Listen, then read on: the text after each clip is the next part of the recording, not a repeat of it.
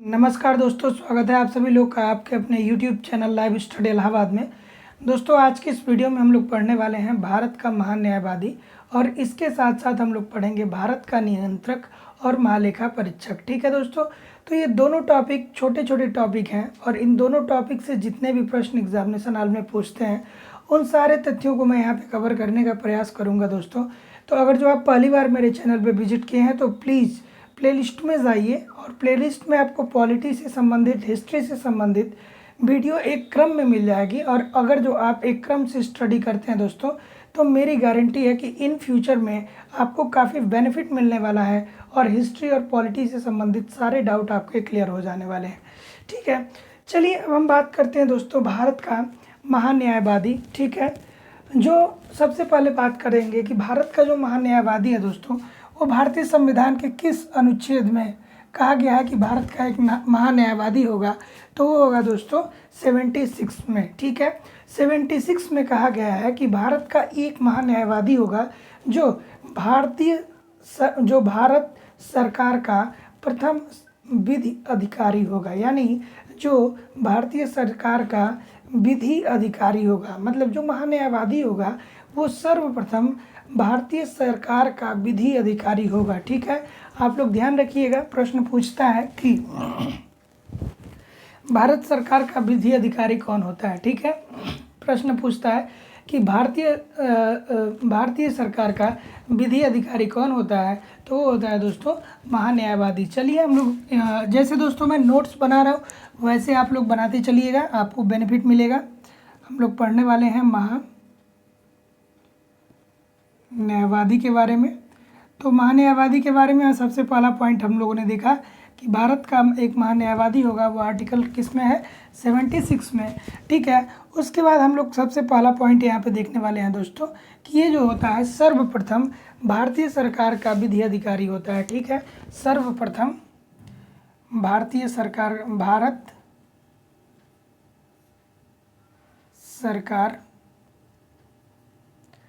भारत सरकार का विधि अधिकारी। ठीक है,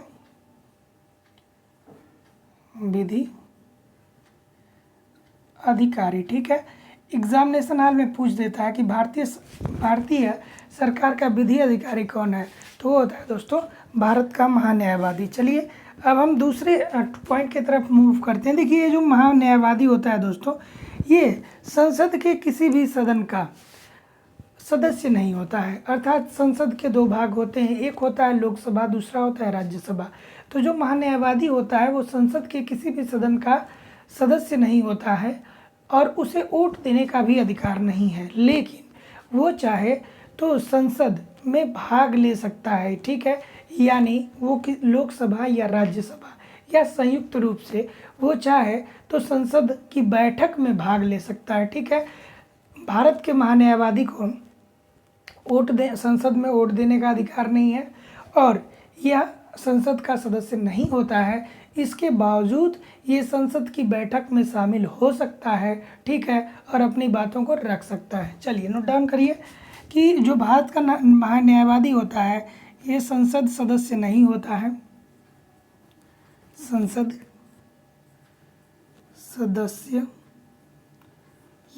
सदस्य नहीं होता है, इसको वोट का भी अधिकार नहीं होता है।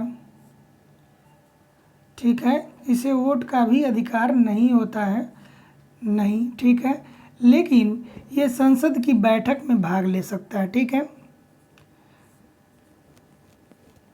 बैठक में भाग ले सकता है। ठीक है दोस्तों, ये क्या कर सकता है, संसद की बैठक में भाग ले सकता है। चलिए, तो हम लोग अभी तक क्या देखे हैं दोस्तों, एक बार रिवाइज कर लीजिए। हम लोग देखें कि भारत का एक महान्यायवादी होगा, वो आर्टिकल किस में है, 76 में कहा गया है। यह भारत सरकार का सर्वप्रथम क्या होता है दोस्तों, ये भारत सरकार का विधि अधिकारी होता है। प्रश्न पूछता है कि दोस्तों भारत सरकार का विधि अधिकारी कौन होता है, तो होगा भारत का महान्यायवादी। ठीक है, उसके बाद हम लोगों ने देख लिया दोस्तों कि ये भारत का महान न्यायवादी जो होता है वो संसद के किसी भी सदन का सदस्य नहीं होता है, बट इन स्पाइट ऑफ वो चाहे तो संसद की बैठक में भाग ले सकता है, किंतु उसे वोट देने का अधिकार नहीं है। ठीक है, इतना हम लोगों ने देख लिया। चलिए अब हम आगे मूव करेंगे दोस्तों नेक्स्ट पॉइंट की तरफ। ठीक है, कि इसकी नियुक्ति कौन करता है। ठीक है, महान्यायवादी की नियुक्ति कौन करता है, प्रश्न पूछता है कि महान्यायवादी की नियुक्ति कौन करेगा। ठीक है दोस्तों,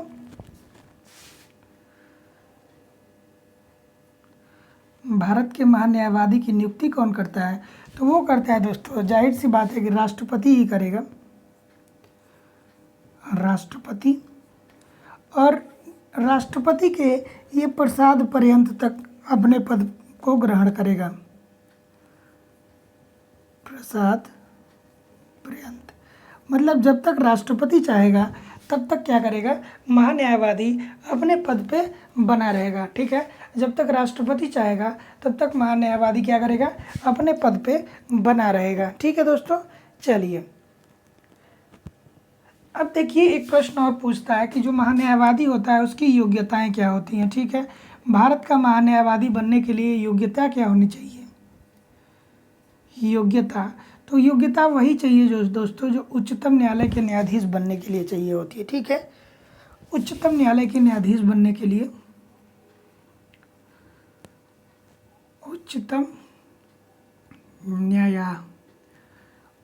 न्यायालय के न्यायाधीश। ठीक है, उच्चतम न्यायालय के न्यायाधीश के बारे को बनने के लिए जो योग्यताएं चाहिए वही योग्यता भारत के महान्यायवादी के लिए भी चाहिए।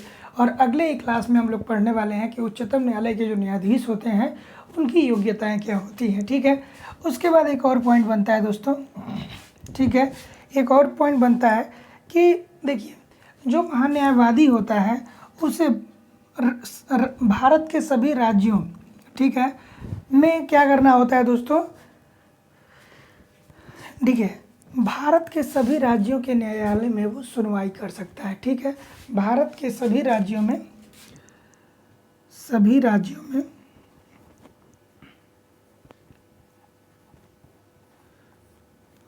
सुनवाई का अधिकार।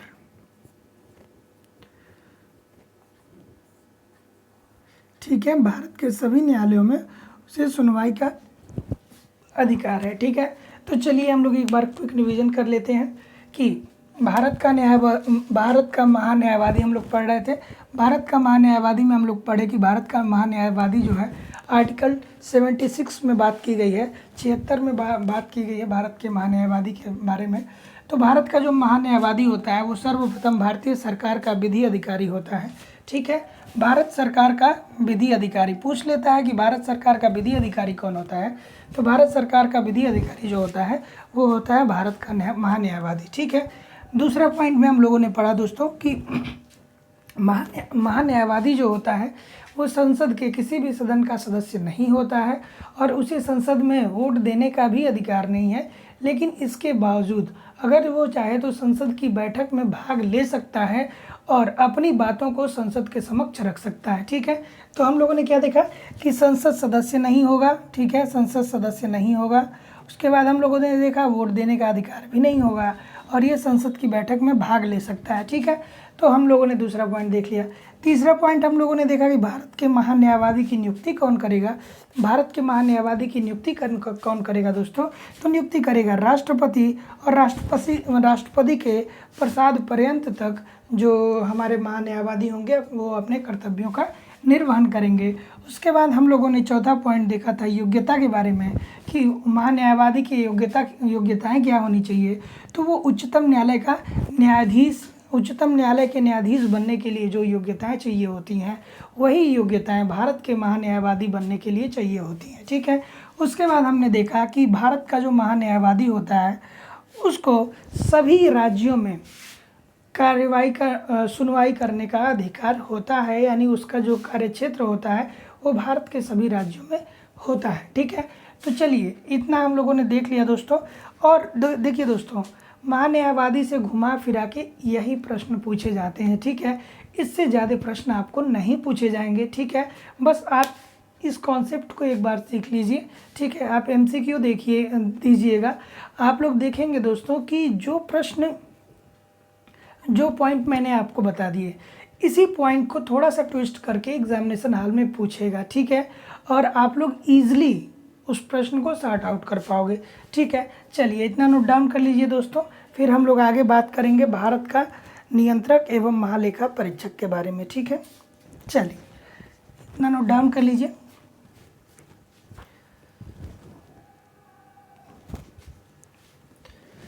चलिए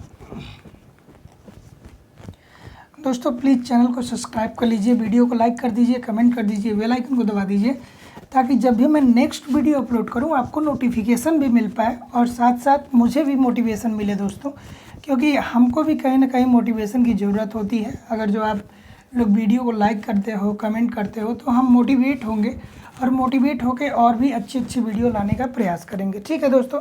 चलिए अब हम बात करेंगे भारत का नियंत्रक, भारत का नियंत्रक, भारत का नियंत्रक एवं महालेखा परीक्षक, महालेखा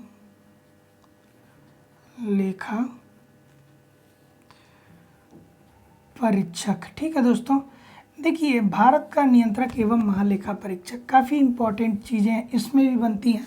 सबसे पहली बात आती है कि भारत के नियंत्रक एवं महालेखा परीक्षक की बात भारतीय संविधान के किस अनुच्छेद में कही गई है, तो ये किस अनुच्छेद में कही गई है दोस्तों, ये किस अनुच्छेद में कही गई है। अनुच्छेद है 148 से लेके 151, ठीक है।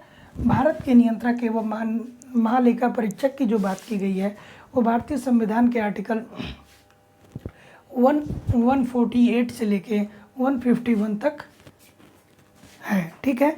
चलिए अब हम बात करते हैं दोस्तों कि इनकी नियुक्ति कौन करता है, ठीक है। भारत के नियंत्रक एवं महालेखा परीक्षक की नियुक्ति कौन करेगा दोस्तों, तो इनकी नियुक्ति जो करेंगे वो करेंगे दोस्तों राष्ट्रपति, राष्ट्रपति, ठीक है। इनकी नियुक्ति कौन करेगा, राष्ट्रपति इनकी नियुक्ति करेंगे, ठीक है।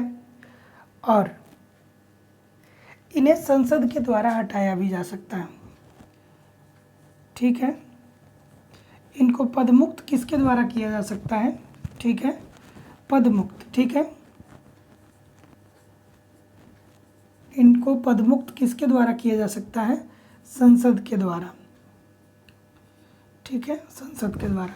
देखिए अगर जो संसद को ऐसा लगता है कि हमारा महालेखा परीक्षक और नियंत्रक अपने कर्तव्यों का निर्वहन अच्छे से नहीं कर रहे हैं, तो संसद में बहुमत पारित करके, ठीक है, इनको हटाने की भी व्यवस्था की गई है। बहुमत पारित करके भी नियंत्रक एवं महालेखा परीक्षक को हटाया जा सकता है, ठीक है।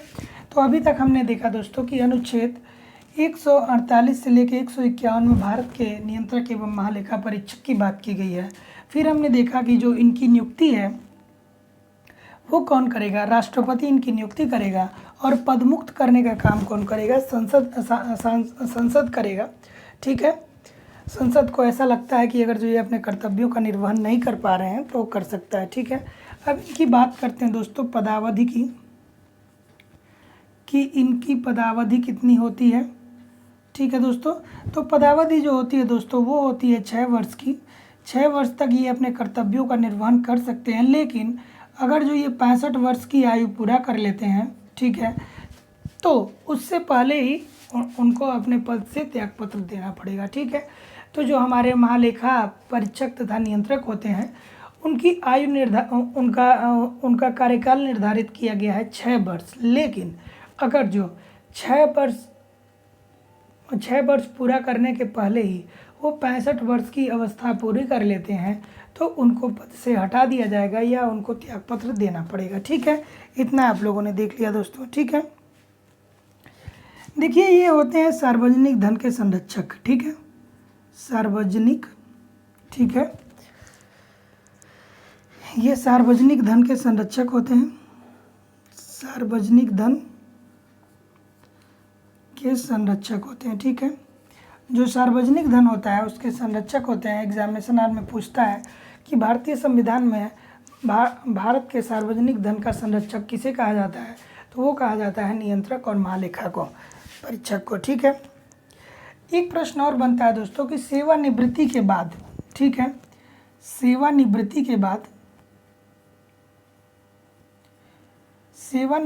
बाद ये भारतीय सरकार के द्वारा, ठीक है, सेवानिवृत्ति के द्वारा दोस्तों देखिए, सेवानिवृत्ति के बाद ये भारतीय सरकार के द्वारा दिए जाने वाले ऐसे पोस्ट जो लाभ के पद हों, ये वो लाभ के पद नहीं ग्रहण कर सकते हैं। ठीक है, वो क्या कर सकते हैं दोस्तों, किसी भी लाभ के पद को ग्रहण नहीं कर सकते हैं। ठीक है, किसी भी लाभ के पद को वो क्या कर सकते हैं, ग्रहण नहीं कर सकते हैं। ठीक है,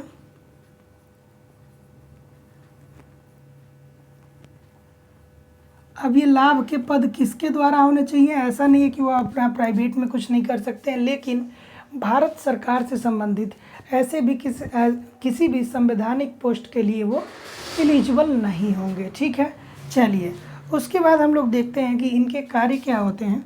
इनके कार्य दोस्तों ये होते हैं कि जो अमाउंट खर्च हुआ है, ठीक है, जो धन व्यय हुए हैं वो विधि के अधीन है कि नहीं है। ठीक है, वो क्या है, वो विधि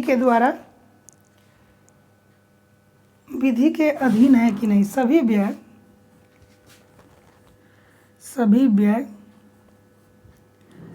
विधि के अधीन है कि नहीं।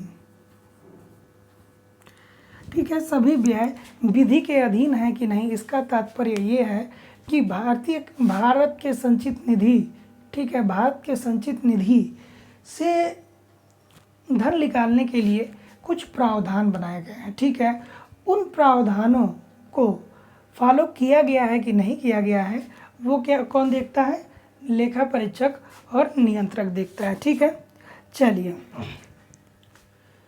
ठीक है दोस्तों, सॉरी, हाँ, यहाँ पे बस आप लोग ये समझ लीजिए कि जो भी व्यय होता है, ठीक है, जो भी व्यय होता है वो लेखा तथा महालेखा परीक्षक ये देखता है कि ये जो व्यय हुआ है क्या ये संविधान के अनुरूप है। यदि संविधान के अनुरूप नहीं है तो उस पर वो नियंत्रक और महालेखा परीक्षक क्या कर सकते हैं, डायरेक्ट एक्शन ले सकते हैं। ठीक है, तो चलिए एक बार हम लोग क्विक रिवीजन कर लेते हैं कि हम लोग पढ़ रहे थे भारत का नियंत्रक एवं महालेखा परीक्षक, आर्टिकल 148 से लेकर 151 में भारत के नियंत्रक तथा महालेखा परीक्षक की बात की गई है। नियुक्ति, ठीक है, भारत के नियंत्रक और महालेखा परीक्षक की नियुक्ति कौन करेगा, नियुक्ति राष्ट्रपति करता है। पद मुक्त कर सकता है सांसद, अगर जो संसद को ऐसा लगता है कि जो हमारा नियंत्रक और महालेखा परीक्षक लोग हैं ये लोग अपना कार्य विधि के अनुरूप नहीं कर रहे हैं या अपने कर्तव्यों का निर्वहन अच्छे से नहीं कर पा रहे हैं, तो ऐसी स्थिति में सांसद उनको बहुमत पारित करके हटा सकती है। इनकी पदावधि जो होती है दोस्तों वो होती है 6 वर्ष की, लेकिन 6 वर्ष पूरा करने के पहले अगर जो वो 65 वर्ष की आयु पूरी कर लेते हैं तो इस स्थिति में उनको त्यागपत्र देना ही पड़ेगा।